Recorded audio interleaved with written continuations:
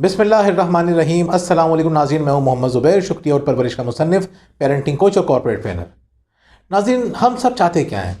हम सब चाहते ये हैं कि हमारे बच्चों की अच्छी तरबियत हो, हमारे बच्चे खुशहाल और कामयाब ज़िंदगी गुजारें।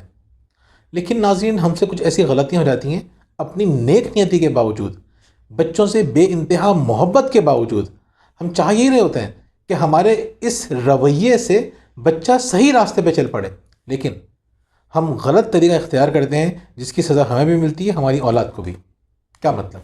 मतलब ये कि मिसाल के तौर पे अगर आपका बच्चा अपने लिए खड़ा नहीं हो सकता, अपने लिए आवाज़ नहीं उठा सकता या अपने दिल की बात खुल के नहीं कर सकता, तो हो सकता है इसकी वजह ये हो सकती है कि आपने अपने बच्चों को लोगों के सामने डांटा है, उनको समझाया है, नसीहतें की हैं। नाज़रीन, इतना इम्पॉर्टेंट इशू है ये, जिसके बारे में कहा जाता है कि जिस शख्स ने लोगों के सामने नसीहत की किसी को, गोया उसने उसकी बेइज्जती की। बज़ाहिर तो आप किसी को नेकी का हुक्म दे रहे हों, अच्छी बात सिखा रहे हों, समझा रहे हों, नसीहत कर रहे हों और कह भी ये रहे हों, हम तो भाई तुम्हारी भलाई के लिए कह रहे हैं। आप उसकी भलाई के लिए नहीं कह रहे। आपके दिल में कोई कोई मसला चल रहा है या कोई और इशू है आपके साथ, अपनी फ्रस्ट्रेशन निकाल रहे हैं आप उसकी इस्लाह नहीं चाह रहे। अगर आप उसकी इस्लाह चाह रहे होते तो आप उसको तन्हाई में लेकर जाते और उसको समझाते प्यार मोहब्बत से, इस तरह समझाते कि उसको बुरा नहीं लगता, वो अपना रवैया बेहतर कर लेता। तो जो लोग अपने बच्चों को हर जगह समझाने खड़े हो जाते हैं, ये नहीं देखते कि कौन कौन सुन रहा है। इवन मना किया जाता है कि अपने बच्चों को उनके बहन भाइयों के सामने और कज़न्स के सामने भी ना समझाया जाए। हम तो ख्याल ही नहीं करते। मतलब हम शादी ब्याह में हम देख रहे होते हैं, माँ बाप अपने बच्चों को डांट देते हैं और उनको हाथ पकड़ के खींच लेंगे, मार नहीं सकते, अगर बहुत ज़्यादा मार भी देते हैं। वो जो एक लम्हा होता है ना, इंसान को बाज़ औक़ात तमाम उम्र याद रहता है। हो सकता है वो वाक़या भूल जाएं, लेकिन वो बेइज्जती का एहसास, वो तकलीफ़ या वो खौफ ऐसा उनके दिमाग में बैठ जाता है जो सारी ज़िंदगी उनसे चिमटा रहता है, जो सारी ज़िंदगी उनके फ़ैसलों को मुतासिर करता है। तो नाज़रीन, अपने बच्चों से हम इतनी मोहब्बत करते हैं, कमाते किसके लिए हैं, सोचते किसके लिए हैं। यानी अगर आप, मैं मिसाल के तौर पर मैं अपनी बात करूँ, 12 साल हो गए मेरी शादी को, हादी जो है मेरी 11 साल की है। अब देखें आप ज़रा, ज़िंदगी का एक भी दिन ऐसा नहीं गुजरा मेरा इन 11 सालों के अंदर जिस दिन मैंने उसके बारे में ना सोचा हो। कि जो मेरे बाकी 2 बच्चे हैं, मैंने एक दिन भी ऐसा नहीं गुजरा होगा, चाहे मैं कराची में हूँ, कराची से बाहर हूँ, कहीं भी हूँ, बीमार हूँ, सेहतमंद हूँ, कितना मसरूफ़ हूँ, एक दिन ऐसा नहीं हुआ जिस दिन मुझे उनका ख्याल नहीं आया हो। इतनी मोहब्बत होती है हमें अपनी औलाद से, सबको होती है। हम इतनी मोहब्बत के बावजूद कुछ गलतियाँ ऐसी कर देते हैं कि बच्चे हमसे दूर हो जाते हैं, उनकी तरबियत ख़राब हो जाती है, उन्हें भी तकलीफ़ उठानी पड़ती है, हमें भी तकलीफ़ उठानी पड़ती है। तो नाज़रीन, बच्चों को सबके सामने नसीहत मत करें, सबके सामने कभी भी ना समझाएं। समझाना है अकेले में समझाएं, तरीके से समझाएं, प्यार मोहब्बत से समझाएं। और आप यकीन करें, ये ज़्यादा इफ़ेक्टिव तरीका है। मार के, डांट के वक्ती तौर पे तो वो समझ जाएगा, आगे चल के वो आपके लिए बड़ी परेशानियाँ खड़ी कर देगा। मतलब वो अपने एहसासात का आपके सामने इज़हार ही नहीं कर सकेगा। बाद में आप परेशान होते रहते हैं कि यार हमारा बच्चा हमसे अपने दिल की बात नहीं करता, वो गैरों से कर रहा होता है, आपसे नहीं कर रहा होता। तो अगर आप ये चाहते हैं कि आपका बच्चा अपने लिए खड़ा हो, अपने जज्बात का इजहार करे, तो उसको पब्लिकली उसको नसीहतें भी मत कीजिए, डिसिप्लिन भी मत कीजिए, डांट डपट भी मत कीजिए। नहीं, दूसरा पॉइंट ये है कि अगर आपका बच्चा एहसास कमतरी का शिकार है, तो इसकी वजह क्या है? इसकी वजह यह है कि आपने उसको नसीहतें ज़्यादा की हैं, हौसला अफजाई कम की है। हम बच्चों को डिसिप्लिन करने के ख़िलाफ़ नहीं हैं, हम उनको नसीहतें करने के ख़िलाफ़ नहीं हैं, लेकिन हम ये सिखाने की कोशिश करते हैं, समझाने की कोशिश करते हैं। हम क्या सिखाएंगे? आप माशाल्लाह समझदार लोग हैं, हमसे ये बताने की कोशिश करते हैं कि आप कितनी नसीहत करें और किस किस वक्त नसीहत करें। बड़ा इंपॉर्टेंट होता है। जैसे पहला पॉइंट हमारा ये था कि पब्लिक के सामने ना करें, किस तरह नसीहत करें, ये बड़ा इंपॉर्टेंट होता है। हमें अपने बच्चों को समझाने नहीं आता। तो अगर आप अपने बच्चों को ज़्यादा समझाएं तो इसका नुकसान होगा। अगर आप बच्चे को हौसला अफजाई बच्चे की ज़्यादा करें और समझाएं कम, तो जो आप चाहते हैं बच्चा वो काम करेगा। असल में आपको भड़ास तो नहीं निकालनी ना, गुस्सा थोड़ी करना है आपको, आपको अपना दिल हल्का थोड़ी करना है, आपको तो अपने बच्चे की इस्लाह करनी है। तो इस्लाह करने की जो गलत तरीके हैं वो ये हैं कि हौसला अफजाई कम की जाए और समझाया ज़्यादा जाए। और सही तरीक़ेकार क्या है? समझाया कम जाए, हौसला अफजाई ज़्यादा की जाए। जब जब आप बच्चे की हौसला अफजाई कर रहे होते हैं, वो आपके करीब हो रहा होता है, आपसे कनेक्ट हो रहा होता है। और जब जब आप बच्चे को नसीहत कर रहे होते हैं, समझा रहे होते हैं, सुन नहीं रहे होते, बोल रहे होते हैं, जब जब बच्चा आपसे दूर जा रहा होता है। तो अगर आप ये चाहते हैं कि आपके बच्चे के अंदर कॉन्फिडेंस ज़्यादा हो, तो आपको करना क्या है, आपको नसीहतों का लेवल कम करना है, रेशो कम करना है, और हौसला अफजाई का रेशो बढ़ाना है। इन दोनों चीज़ों को जब आप लेके चलेंगे तो आप देखेंगे कि आपके बच्चे का कॉन्फिडेंस कितना बढ़ना शुरू हो जाएगा। और तारीफ़ करने के भी तरीके होते हैं, हौसला अफजाई करने के भी तरीके होते हैं। उस पर हमने अपनी किताब परवरिश में तफसील से पूरा का पूरा एक चैप्टर लिखा है कि तारीफ़ करने के गलत तरीके क्या होते हैं, सही तरीके का क्या होते हैं। लेकिन आप खुद भी समझते हैं, यानी आप तारीफ़ किस तरीके से करें, आप उसकी ज़ाहिरी चीज़ों की तारीफ़ ना करें, बल्कि उसके एक्शन की तारीफ़ करें कि वो क्या अमल क्या कर रहा है, फिर स्पेसिफिक तारीफ़ करें वगैरह वगैरह। लेकिन आसान सी बात ये है, ये नहीं बहुत बड़ा टॉपिक है, मेरे 15-20 मिनट की उस पर पूरी पूरी वीडियो मैंने बनाई हुई है। तो मैं बताना ही चाह रहा हूँ आपको, अभी मैं सिर्फ उस डिटेल में नहीं जा रहा, तारीफ़ किस तरह से करनी है बताना मैं चाह रहा हूँ आपको, कि अगर आपने हौसला अफजाई का रेशो बढ़ा दिया और नसीहतों का रेशो कम कर दिया, तो आपके बच्चे का कॉन्फिडेंस खुद ब खुद बढ़ना शुरू हो जाएगा। लेकिन तीसरा जो पॉइंट है ना, वो बड़ा बड़ा इंपॉर्टेंट है। हमने देखा कि वालिदैन, ये तो तमाम के तमाम वालिदैन ही गलती कर रहे होते हैं, हम भी कर रहे होते हैं, और हमने तमाम के तमाम टीचर्स को, ऑलमोस्ट तमाम टीचर्स को ये गलती करते हुए देखा है। वो क्या है, हम किसी ना किसी तरह से कंपेयर कर रहे होते हैं। देखो वो कितना अच्छा पढ़ रहा है, वो देखो कितना अच्छा है। यानी बज़ाहिर हम कंपेयर नहीं भी कर रहे होते बहुत सारी जगहों पे, लेकिन हम कंपेयर कर रहे होते हैं, किसी दूसरे की उस खूबी की तारीफ़ कर रहे होते हैं बच्चों के सामने, जो जिस पर आप अपने बच्चे को 10 दफ़ा डांट चुके हैं कि तुम तो पढ़ते नहीं हो, या आपने इस पर 10 दफ़ा डांट चुके हैं। अब आप किसी दूसरे बच्चे की तारीफ़ करेंगे, वो बच्चा कितना अच्छा पढ़ता है, अपने माँ बाप की बात मानता है। अब आप बज़ाहिर तो आप कंपेयर नहीं कर रहे, लेकिन हकीकत में आप कंपेयर कर रहे हैं। ये देखो, वो कितना अच्छा बच्चा है, उसने बात मान ली, तुमने नहीं मानी। वो कितना अच्छा बच्चा है, उसने काम कर लिया, तुमने नहीं किया, वगैरह वगैरह। ये छोटे बच्चे थे जब हम कर रहे होते हैं। बच्चे जैसे बड़े बड़े होना शुरू हो जाते हैं, हमारे कंपेयर करने का अंदाज़ और ज़्यादा ख़तरनाक हो जाता है, हार्श हो जाता है, तकलीफ दह हो जाता है। और ये कंपैरिजन सारी ज़िंदगी चल रहा होता है। हमारी दादियाँ, नानियाँ हैं, वो भी बैठी हुई कंपेयर कर रही होती हैं। हमारी वालदा, हमारी माएँ अपनी बहुओं को दूसरों की बहुओं से कंपेयर कर रही होती हैं। फिर बहुएँ अपनी सास को दूसरों की सास से कंपेयर कर रही होती हैं। एक तलखी का माहौल।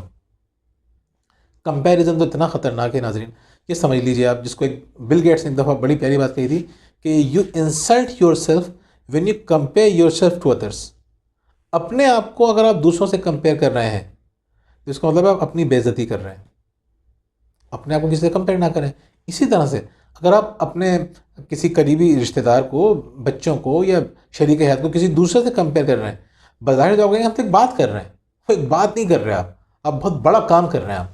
और उस काम में हो क्या रहा है, सामने वाला बेइज्जती महसूस कर रहा है। और बेइज्जती करके आप किसी की हौसला अफजाई नहीं कर सकते, बेइज्जती करके किसी को आप चेंज नहीं कर सकते। वक्ती तौर पर तो उससे काम निकलवा लेंगे आप, आगे चल के वो आपसे नफरत ही करेगा। आप देख लें, आप ज़िंदगी में किसी ने अगर आपकी बेइज्जती की होती है तो होता क्या है, भूल जाते हैं आप अपनी बेइज्जती। बेइज्जती तो इंसान भूलता ही नहीं है कभी भी। कल एक खातून मुझसे कह रही थी कि मेरे हस्बैंड ने मेरी 20 साल हो गए शादी को, 20-22 साल हो गए शादी को, तकरीबन 22 साल हो गए, मेरे शोहर आज तक मेरी बेइज्जती करते हैं। फिर एक जुमला कहा, इंसान बेइज्जती का तो आदी नहीं होता ना। यानी बहुत सारी चीज़ों का इंसान आदी हो जाता है, लेकिन इंसान बेइज्जती का तो आदी नहीं होता, वो तो हर दफ़ा हर्ट करती है उसे। तो नाज़रीन, बेइज्जती, जब आप बेइज्जती करते हैं तो उसका नुकसान क्या होता है? उसका नुकसान ये होता है कि बच्चों के अंदर जेलसी आ रहती है, हसद। आपने अपने बच्चे को दूसरे बच्चे से कंपेयर करके दोनों भाइयों में या बहन भाइयों में नफ़रत का बीज बो दिया, या आपने किसी कज़न से कंपेयर करके उसके अंदर हसद का जज्बा पैदा कर दिया। जितना ज़्यादा कंपेयर करेंगे आप, उतना ज़्यादा हसद पैदा हो जाएगा बच्चों के अंदर। आप देख लीजिए, अगर आपके बच्चों के अंदर हसद है तो इसकी बड़ी वजह क्या है, आपने कंपेयर किया है। तो नाज़रीन, कंपेयर बिल्कुल नहीं करें, किसी अंदाज से ना करें। अल्लाह ताला ने हम सबको यूनिक बनाया है। हो सकता है एक बच्चा आपको पढ़ाई में अच्छा हो, दूसरा बच्चा पढ़ाई में अच्छा ना हो, लेकिन ये भी हो सकता है कि दूसरा बच्चा कुछ ऐसी चीज़ों में अच्छा हो जिसमें ये पहला बच्चा नहीं है। इसमें बहुत सारी सलाहियतें ऐसी हों जो बड़े बड़े पढ़ने वालों को पीछे छोड़ दें। कंपेयर नहीं करें, बच्चों की यूनिकनेस को समझें, इनफरादियत को समझें।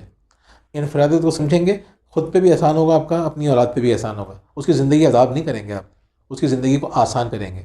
मैं इसलिए कह रहा हूँ क्योंकि हमें नज़र आ रहा है, बहुत से लोग कहते हैं हमें वालिदैन के बारे में इस तरह के अल्फाज इस्तेमाल नहीं करना चाहिए। क्यों भाई?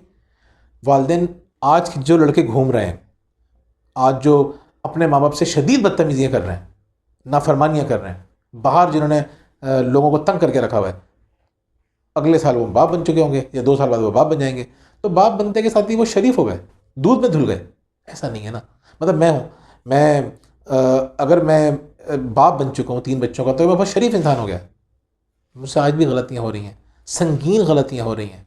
मैं माफ़ी भी मांगता हूँ अल्लाह ताला से, मैं बच्चों से भी सॉरी कर रहा होता हूँ। तो बाप बनने का मतलब ये थोड़ी है कि आप बहुत ही सही है। अल्लाह ताला ने, मेरे जो माँ बाप हैं, मुझे उनका बहुत एहतराम करना चाहिए। ये एक दूसरा एंगल है, इस पर भी हम कभी बात करेंगे सुकून से, कि माँ बाप की इज्जत अपनी जगह पे, औलाद अपनी माँ बाप से बदतमीजी नहीं कर सकती, हम इसके हक़ में कतई नहीं है। लेकिन हम ये जो बात कर रहे हैं, एज अ पेरेंट्स बात कर रहे हैं कि पेरेंट्स को क्या करना चाहिए। अभी हम ये बात नहीं कर रहे बच्चों को क्या करना चाहिए, उनकी तो बहुत बड़ी जिम्मेदारी है। बच्चे तो किसी सूरत में माँ बाप से बदतमीजी कर ही नहीं सकते, चाहे माँ बाप की कितनी भी बड़ी गलतियाँ हों। लेकिन हम बताना ही चाह रहे हैं कि जब माँ बाप से ये गलतियाँ होती हैं तो उसके असरात क्या हो रहे होते हैं। यानी बहन भाइयों में अगर नफरत है, जेलिसी है, तो माँ बाप से कुछ गलतियाँ हुई हैं, जाहिर सी बात है शऊरी तौर पर नहीं हुई। माँ बाप अगर बच्चों को कंपेयर कर रहे होते हैं, उनकी नीयत क्या होती है, मेरा बच्चा सही रास्ते पर चल जाए। लेकिन रिजल्ट क्या निकल रहा है, नेक नियति से आपने काम किया, लेकिन गलत उसके नताइज क्यों निकल रहे हैं, कि आपसे गलती होगी कुछ समझने में। तो कंपेयर नहीं कीजिए अपने बच्चों को, बहुत नुकसान उठाएंगे।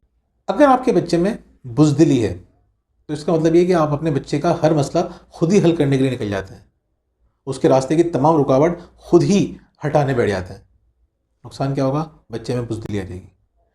आहिस्ता आहिस्ता बच्चे को मौका दीजिए कि अपने मसाइल को वो खुद हल करे। जितना ज़्यादा वो अपने मसाइल को हल करेगा, उसका कॉन्फिडेंस बढ़ेगा, उसके अंदर से खौफ निकलेगा। खौफ कभी भी बातों से नहीं निकलता, खौफ करने से निकलता है। जिस काम करने से आपको डर लगता है, वो काम करना शुरू कर दीजिए, आपका खौफ निकल जाएगा। आपकी कितनी भी उम्र हो, आप मुझे बताइए, आपकी ज़िंदगी में खौफ नहीं है? खौफ हैं, नाकामी के खौफ होते हैं, बाज़ औक़ात कामयाबी के खौफ होते हैं, बाज़ औक़ात बेइज्जती के खौफ होते हैं। हज़ारों खौफ लेकर हम घूम रहे हैं ना आज भी। मुझे तो आज तक कोई ऐसा शख्स नहीं मिला जिसने कहा कि मुझे कोई खौफ नहीं है।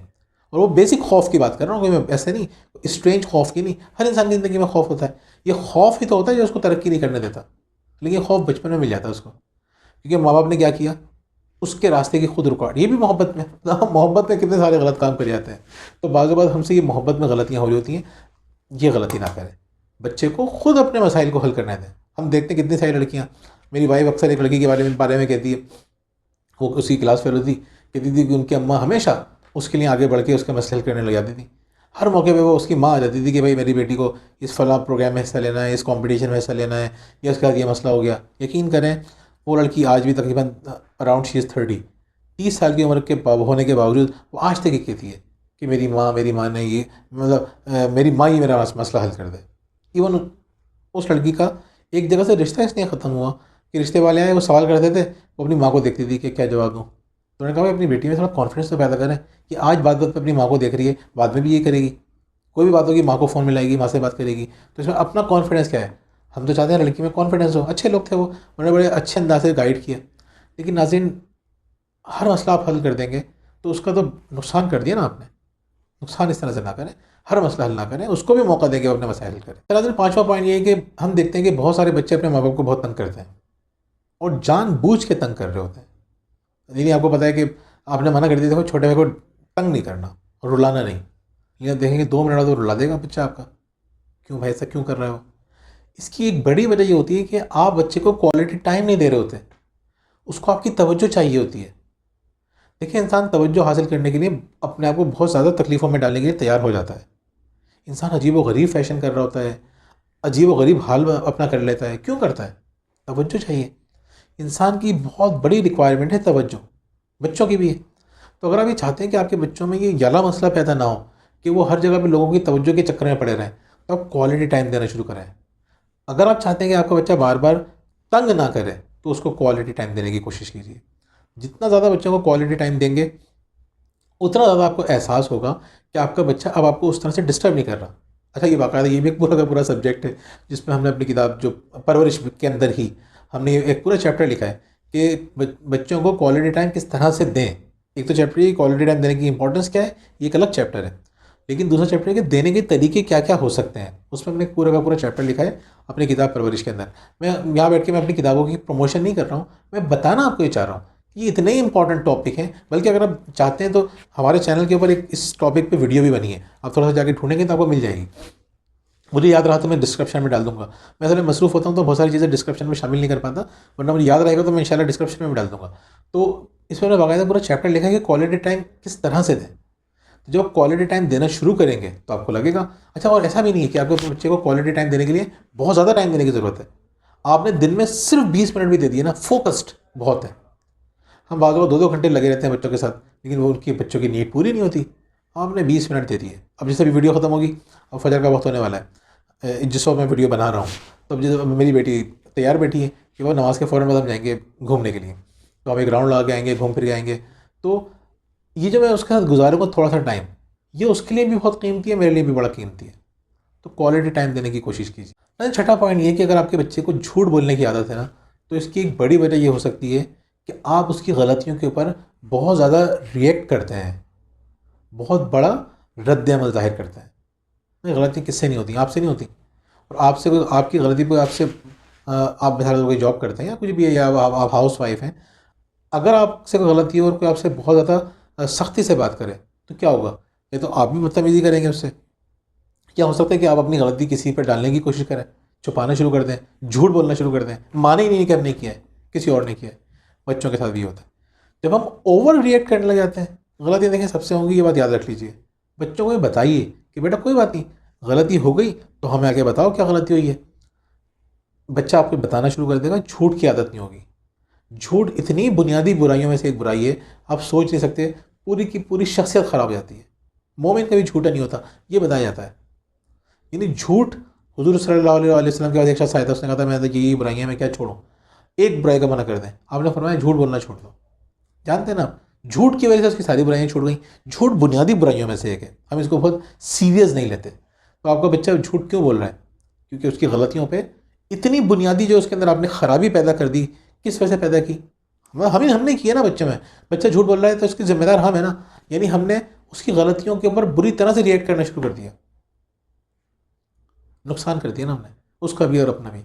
तो बच्चे के झूठ पे, सॉरी, बच्चे की गलतियों पे इतना सीरियस रिएक्शन मत दिखाइए। उसको समझाइए, प्यार मोहब्बत से सही तरीके से करना सिखाइए। तो बाज़ वक़्त ऐसा होता है कि बच्चा काम करना छोड़ देता है, छोड़ देगा, नुकसान होगा, कॉन्फिडेंस ख़त्म करेगा अपना। एक हो सकता है किसी काम में वो बहुत तरक्की कर सकता था, आपके गलत रिएक्शन की वजह से उसने वो काम ही करना छोड़ दिया। तो अगर आप चाहते हैं बच्चा झूठ ना बोले तो गलतियों पर रिएक्शन इतना सीरियस ना दिखाएं। नहीं, अगर आपका बच्चा दूसरों के जज्बात का ख्याल नहीं रखता तो इसका मतलब ये हो सकता है कि आपने सिर्फ उसको ऑर्डर्स दिए हैं, हुक्म चलाया है उसके ऊपर, आपने उसकी फीलिंग्स का एहसास नहीं किया। काम करते हैं बच्चों की फीलिंग्स का एहसास। हम समझते हैं कि बच्चे के जज्बात ही नहीं है, उसको बेइज्जती फील ही नहीं होती, उसको गुस्सा ही नहीं आता, उसको नफरत ही नहीं होती, वो खुश भी नहीं होता उस तरह से जिस तरह से हम होते हैं। हम बच्चे को समझते हैं कि बच्चे के साथ क्या मसला होगा। यानी एक दफ़ा मैंने कहा एक साहब से कि ये बच्चा बड़ा खुश रहता है, तो कह रहा बच्चा तो रहते ही खुश है। बच्चे खुश नहीं रहते। इस वक्त रिसर्चेज हो रही है, छोटे छोटे बच्चे डिप्रेशन में जा रहे हैं। ये जो आप कहते हैं ना बच्चा गुस्से में है, आजकल बच्चे कितने गुस्से में आ रहे हैं। ये जो बच्चे का गुस्सा है, हम बता चुके हैं आपको, रिसर्चेस शेयर कर चुके हैं कि बच्चों में जो नफसियाती मसाइल होते हैं उसकी 50% से ज़्यादा जो मसाइल की वजह है वो बच्चों में गुस्सा है। ये जो बच्चों में गुस्सा आ रहा है ये एक जज्बा है। नाज़रीन, बच्चों को समझने की कोशिश करें, जो हमारे जज्बात होते हैं उसी किस्म के बच्चों के जज्बात भी होते हैं। बेइज्जती वो भी फील करते हैं, हम समझते ही नहीं है। शर्मिंदगी उनको भी होती है, समझते ही नहीं है। गुस्सा उन्हें भी आता है, टेंशन उन्हें भी होती है, अंदर ही अंदर वो भी रो रहे होते हैं, एहसास ही नहीं होता। हमें तो भड़ास निकालनी होती है, हमें तो अपना दिल हल्का करना होता है, हमें थोड़ी बहुत ख्याल होता है कि उसका क्या होगा। सोचिए इस बारे में कि बच्चे को सिर्फ हुक्म मत चलाएं, उसको गले लगाया करें, उसको प्यार किया करें, उससे बातें किया करें। गले लगाना तो एक ऐसा काम है, जितना ज़्यादा करेंगे ना उतनी अच्छी तरबियत होगी, यकीन करें आप। मैंने तो ये चीज़ महसूस की है। जितना ज़्यादा बच्चों को आप गले लगाना शुरू कर दें, उनको प्यार करना शुरू कर दें, उनके बालों में उंगलियां फेरना शुरू कर दें, आप हैरान हो जाएंगे, बच्चा चेंज होना शुरू हो जाएगा इन छोटे छोटे 2 दिन कामों से। तो अगर बच्चा दूसरों की फीलिंग का एहसास नहीं कर रहा, बच्चा आपको लगता है बेहिस हो रहा है, तो इसकी बड़ी वजह यह है कि आपने उसकी फीलिंग का एहसास नहीं किया। और दूसरा जेनेटिक भी होता है, यानी माँ या बाप उसमें बहुत बेहिसी थी तो औलाद में भी आ जाती है, ये भी एक बड़ा मसला होता है। तो खैर, अगर आप बेहिस अगर हैं, मिसाल या मैं बेहिस हूँ किसी भी वजह से, तो अब मुझे आहिस्ता आहिस्ता अपने बच्चों में उनकी फीलिंग को समझने की ज़रूरत है। क्योंकि मेरी गलती, जो मेरी पर्सनैलिटी में ख़राबियाँ हैं वो बच्चे में ट्रांसफ़र हो रही होती हैं। तो मुझे अपने आप को भी चेंज करना है और अपने बच्चों को भी चेंज करना है। आठवां पॉइंट ये है कि अगर आप अपने बच्चे को हर चीज़ दिला देते हैं, उसके बावजूद भी वो दूसरों की चीज़ों पर नज़र रखता है, तो इसकी बड़ी वजह ये हो सकती है कि आपने अपने बच्चे को इंतखाब का मौका नहीं दिया। बहुत से वालिदैन क्या करते हैं, बच्चों के लिए हर चीज़ लेके आते रहते हैं, आते रहते हैं, आते रहते हैं। नहीं, आप बच्चे को हर चीज़ दिलाएंगे तो ये भी उसके लिए बहुत नुकसानदेह है। आप उसको साथ लेके जाइए, आप बोले बेटा इन दो में से तुम्हें कौन सी चीज़ चाहिए, अब उसको खुद चूज़ करने दें, या तीन में से कौन सी चीज़ चाहिए, अपने बजट को सामने रखें, तो उसको खुद फैसला करने दें कि क्या चाहिए क्या नहीं। सब कुछ दिलाते रहेंगे, जब मांगेगा जब दिला देंगे, तो होगा क्या, यकीन करें उसको कदर ही नहीं होगी चीज़ों की, ना आपकी कदर होगी ना आपकी दी हुई चीज़ों की कदर होगी। और आप उसको इस तरह से देंगे ना, डिसीजन मेकिंग का मौका देंगे कि बेटा ये लिमिटेड चीज़ें, इसमें से इनमें से तुम्हें क्या चाहिए। बहुत से लोग समझते हैं कि हम तो भाई बच्चों से मोहब्बत करते हैं, जो महरूमियाँ हमारे अंदर रह गई हमारी औलाद में नहीं आए। चीज़ों की महरूमियाँ बहुत थोड़ी सी होती हैं, असल जो महरूमियाँ होती है ना वो इन बातों की होती हैं कि आपने उनको टाइम नहीं दिया, आपने उनके जज्बात का ख्याल नहीं रखा, वो होती है असल महरूमियाँ। एक खिलौना नहीं मिला बच्चे को, वो वक्ती होता है। आपने देखा कितने कीमती खिलौने बच्चे एक एक दो दिन में ख़राब करके साइड में कर देते हैं। चीज़ों की इंपॉर्टेंस वक्ती होती है, कम होती है। दिलाएं, मैं नहीं कह रहा नहीं दिलाएं, एक मोहब्बत का इजहार होता है, कनेक्ट होते हैं आप बच्चों से। तोहफ़ों से तो वैसे ही मोहब्बत बढ़ती है, फिर अपनी औलाद को दिलाएंगे उससे भी मोहब्बत बढ़ेगी। लेकिन इसका मतलब ये नहीं है कि आप बच्चों को तोहफ़े दिलाते रहें, और तोहफ़े को सिर्फ इसी तरह से समझें आप। आपका वक्त एक बहुत कीमती तोहफ़ा है, वो बच्चे को दीजिए। मुस्कुराहट बहुत कीमती तोहफ़ा है, रिस्पेक्ट उसके लिए एक तोहफ़ा है। इन तोहफ़ों को भी देने की कोशिश कीजिए ना, ये देना बहुत ज़रूरी है। लेकिन नवा पॉइंट हमारा ये है कि अगर आपका बच्चा बदतमीज़ी करता है, तो इसकी बुनियादी वजह यह है कि उसने आपसे सीखा है या अपने माहौल से सीखा है। बहुत सारी चीज़ें हम अपने इर्द गिर्द के माहौल से भी सीख रहे होते हैं, मोबाइल से सीख रहे होते हैं, दोस्तों से सीख रहे होते हैं। अभी पिछले हफ्ते मैंने एक अजीब व गरीब चीज़ महसूस की, मैं आपसे शेयर करना चाहूँगा कि अपनी बेटी, मैं और मेरी बेटी जो हरमीन है छोटी वाली, हम दोनों साथ घर में थे। तो मुझसे कही, बाबा मुझे कोई वीडियो अब साथ देखेंगे। सही है। तो जब साथ बैठे देखने के लिए एक मूवी, तो उसमें वो बहन भाइयों के हवाले से थी कि बहन भाइयों की बहुत मोहब्बत दिखाई, और भाई जो है वो अपनी बहन की आंखों में कभी आंसू नहीं देख सकता, अपनी बहन को खुश करने के लिए वो कुछ भी कर सकता है। बड़ी अच्छी लगी उसको मूवी। अब हुआ ये, अजीब सा मामला ये हुआ कि हरमीन ने मुझसे जो कोई डिमांड करती, मुझे ये चीज़ चाहिए, और मैं मना कर देता कि नहीं बेटा ये तो नहीं मिल सकती, या वो कोई काम कह दिया, ये काम कर दें, मैं कहता नहीं ये तो नहीं हो सकता, और मुझे मोबाइल चाहिए, नहीं अभी इस टाइम पे नहीं मिल सकता। तो उसने क्या करना शुरू किया, उसने उसकी आंखों में एकदम से आंसू आ जाते हैं। और पार्क जाना नहीं, बड़े मैं काम कर रहा हूँ, एकदम उसकी आंखों में आंसू आ गए। अब मैं कहता चलो यार कोई बात नहीं, उसको अकेली घर में, बाकी सारे जो है वो अपनी नानी के गए हुए थे। तो मैंने कहा, मैं फिर क्या करता था, उसकी बात मान लेता था। मैंने 4-5 दफ़ा जब बात मानी ना, तो मैंने महसूस किया कि वो ज़्यादा रोने लगी है। फिर इस दौरान हादिया भी आ गई। तो फिर एक दफ़ा मैंने कहा, हरमीन, हमने जबकि घर में ये उसूल बनाया था कि रो के कोई बात करवाओगे ना, हम बात नहीं मानेंगे, बिल्कुल नहीं मानेंगे, फिर जितना रोना रोते रहो, हम उसको नोटिस नहीं करते। तो बच्चे जो है हमारे रो रो के फरमाइशें नहीं करते, हमसे आके बातचीत करते हैं, हमें चाहिए वगैरह वगैरह। तो मैंने कहा कि अगर अब रो के मांगी ना चीज़, तो फिर नहीं मिलेगी। तो हादिया ने हमें एक अजीब सी बात बताई। हादी कहने लगी कि हरमीन ने अपने फ्रेंड से कहा है कि बाबा मेरी आंखों में आंसू नहीं देख सकते, मैं जैसी रोऊंगी ना वो मेरी हर बात मान जाएंगे। ये कहाँ देखा उसने, उस वीडियो में जो हम दोनों ने साथ देखी थी। मैंने कहा, अरे ये तो गलत काम हो गया। फिर मैंने हरमीन को समझाया, मैंने कहा, हरमीन अब मैं नहीं मानूंगा, प्यार हम जितना ज़्यादा हंसती रहोगी, खुश रहोगी, हम उतनी ज़्यादा तुम्हारी बात मानेंगे। तो फिर उसको समझ में बात आई, क्योंकि एक दो दफ़ा मैंने उसको चीज़ नहीं दिलाई, उसको समझ में आ गया अब रो के काम नहीं चलेगा। बहुत मुश्किल, बाज़ वक़्त आपके लिए समझना मुश्किल हो जाता है कि इस मौके पे किस तरह से बच्चों को हैंडल करें। लेकिन खैर, अल्लाह ताला रास्ते खुद ब खुद खोलते हैं जब हम कोशिश करते हैं। तो नाज़रीन, इन 9 बातों का ख्याल रखिए। आप देखेंगे कि आपके बच्चे के अंदर जो बुराइयाँ पैदा होने वाली हैं वो ख़त्म होना शुरू रहेंगी, पहले ही उनका काम तमाम हो जाएगा। और अगर आपके बच्चे के अंदर कुछ खामियाँ हैं तो आहिस्ता आहिस्ता वो ठीक होंगी, एकदम से ठीक नहीं होंगी।